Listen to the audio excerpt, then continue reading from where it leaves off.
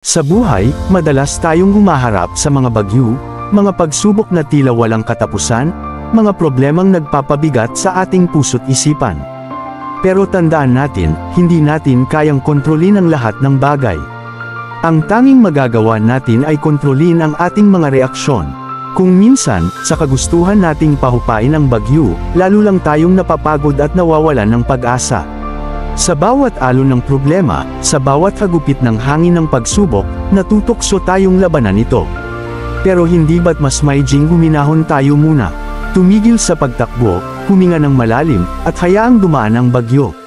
Sa gitna ng unos, matutong kalmayan ang sarili.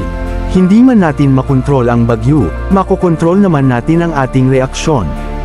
Ang pagiging kalmado ay isang paraan ng pagtanggap sa katotohanang may mga bagay na hindi natin hawak. Sa pagtanggap na ito, makakahanap tayo ng kapayapaan at lakas na harapin ang anumang pagsubok.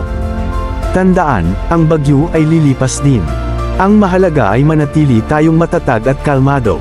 Sa bawat unos, may liwanag na naghihintay. Sa bawat hirap, may tagumpay na nakakubli.